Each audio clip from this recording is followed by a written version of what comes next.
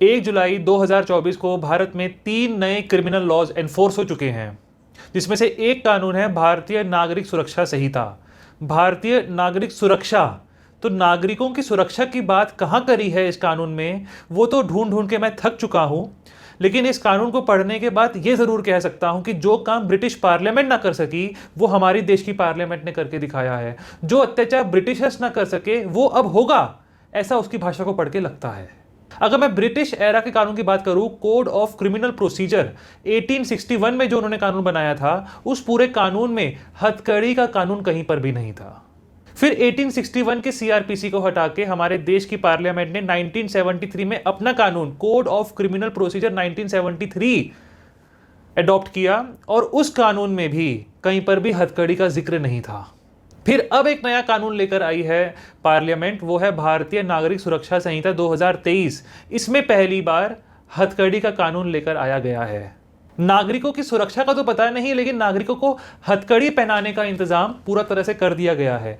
हथकड़ी किसको पहनाई जाती है? जिस इंसान पर कोई भी इल्जाम लगाया जा सके, और इल्जाम किसी पर भी लगाया जा सकता है। मैं आपको एग्जाम्पल देता हूं। अभी आप मेरी वीडियो देख रहे हैं, फॉर एग्जाम्पल आपके घर की घंटी बजे और घर के बाहर पुलिस खड़ी हो और बोले कि एक लड़की ने आपको रेप के इल्ज़ाम लगाया गया है आपके ऊपर, आपको थाने चलना पड़ेगा। तो नए कानून के आने से पहले आप पूरी इज्जत से थाने जा सकते थे, लेकिन अब जिस समाज के बीच में आप उठते बैठते हैं, उनके सामने आपको हथकड़ी से लेके जाया जाएगा। आप एक बार इमेजिन करके देखिए, आपको हथकड़ी से लेके जा रही है पुलिस और आप उसे मना नहीं कर पा रहे। सुप्रीम कोर्ट की लैंडमार्क रूलिंग, जिसके बारे में हम आगे बात करेंगे, उसकी पहली लाइन जानते हैं क्या है? कि जब उन्होंने मेरे पड़ोसियों को अरेस्ट किया, मैं कुछ नहीं बोला। जब उन्होंने समाज के बाकी लोगों को अरेस्ट किया, मैं कुछ नहीं बोला। और जब सबको अरेस्ट करने के बाद आखिरी में वो मुझे अरेस्ट करने आए, तब बोलने के लिए कोई बचा ही नहीं। आसान भाषा में, जब तक अपने घर में कोई किसी को हथकड़ी ना लगा दे, तब तक सब लोग चुप ही रहेंगे। सुप्रीम कोर्ट ये कहना चाहती थी। इसके अलावा universal declaration of human rights का जो आर्टिकल 5 है, वो ये कहता है कि किसी का इनह्यूमन बिहेवियर नहीं करना चाहिए। जिस तरह जानवरों को बांध के रखते हैं, वैसे ही इंसानों को हथकड़ी से बांधा जा रहा है। ये इनह्यूमन नेचर है, और आर्टिकल 5 यूडीएचआर इसको मना करता है।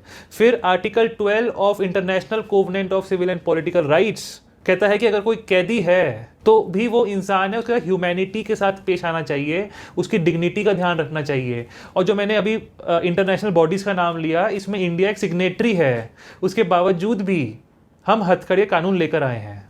ये हथकड़ी का कानून सेक्शन 43 सब सेक्शन 3 ऑफ भारतीय नागरिक सुरक्षा संहिता में लिखा गया है कि पुलिस वाला किसी को अरेस्ट करते समय हथकड़ी पहना सकता है।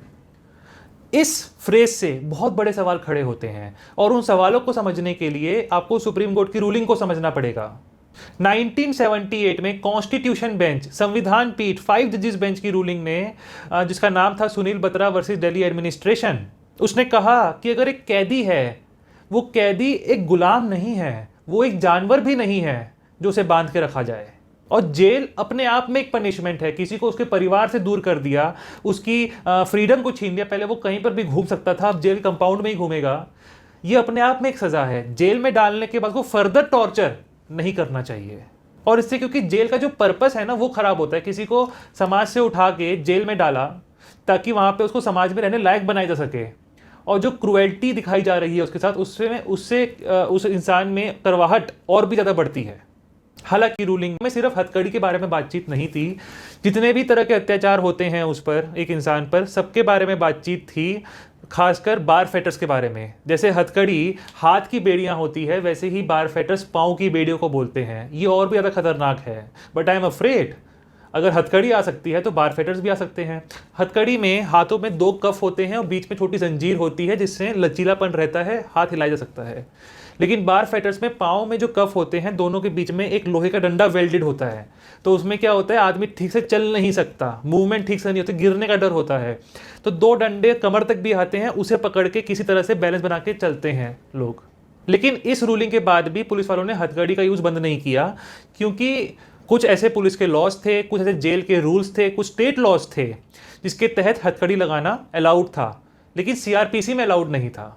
तो सुप्रीम कोर्ट ने 1980 में Prem Shankar Shukla versus Delhi administration case में वो सारे कानून जिसमें हथकड़ी का यूज़ था, उन सबको असंवैधानिक संविधान के खिलाफ घोषित कर दिया। ये वही लैंडमार्क रूलिंग है जिसकी जो फर्स्ट लाइन थी मैंने वीडियो की शुरुआत में आपको बताई थी। और इसमें जो जज हैं justice V R Krishna Iyer, उनकी महानता देखिए आप।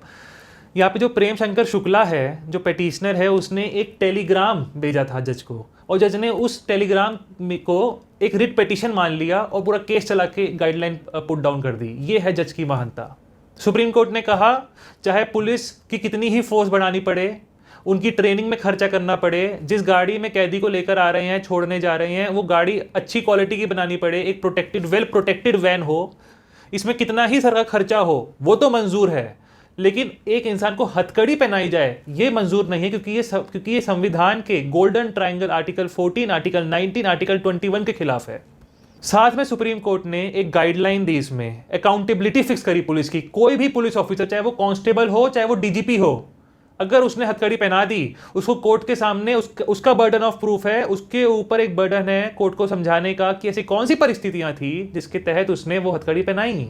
सिर्फ उसे लगा कि वो मुजरिम खतरनाक है, भाग सकता है, ये बहाना नहीं चलेगा। सिर्फ उसके ऊपर जो चार्जेस थे वो बहुत सीरियस थे, ये बहाना भी नहीं चलेगा। उसे बताना पड़ेगा कि पिछले वाले जेल में इसका बैड रिकॉर्ड है, जेल तोड़ के भागा था, कई लोगों को मार के भागा था, तब कोर्ट जो है उसकी बात मानेगी। कोर्ट के सामने उसको प्रूव करना है, और अगर वो प्रूव नहीं कर सका तो पुलिस वाले ने असॉल्ट किया, ये मान लिया जाएगा। तो इस रूलिंग के बाद हथकड़ी का यूज़ बंद हो गया था। पुलिस वाले और वो कैदी जो है हाथ में हाथ फंसा के चलते थे। लेकिन नए कानून के आने के बाद एक बहुत बड़ा सवाल खड़ा हो गया है कि अगर सुप्रीम कोर्ट की संविधान पीठ ने, constitution bench and full bench की रूलिंग ने कह दिया कि हथकड़ी संविधान के खिलाफ है, तो एक कानून में उसको दोबारा से लिखने से वही एक्ट, हथकड़ी का जो यूज़ है वो संविधानिक कैसे हो सकता है? पार्लियामेंट को कानून कैसे बनाना है ये भी संविधान बताता है। संविधान का आर्टिकल 13 ये कहता है कि कोई भी कानून संविधान के खिलाफ नहीं हो सकता। सुप्रीम कोर्ट की संविधान पीठ ने कहा कि हथकड़ी संविधान के खिलाफ है, लेकिन नए कानून में फिर से कैसे हथकड़ी लेकर आए? क्योंकि आर्टिकल 13 कहता है कि कोई भी कानून का संविधान के खिलाफ है तो वो कानून में उतना पार्ट माना ही नहीं जाएगा। It will be void as if it never existed. और जिन्होंने कहा वो जजेस हैं, वो प्रैक्टिकल लाइफ को भी समझ रहे हैं, कोर्ट की लाइफ को देख रहे हैं, मंथन किया है उन्होंने कई सालों तक, उसके बाद कहा कि हथकड़ी नहीं यूज़ होगी। और जो नया कानून बनाया है वो एक प्रोफेसर ने बनाया है।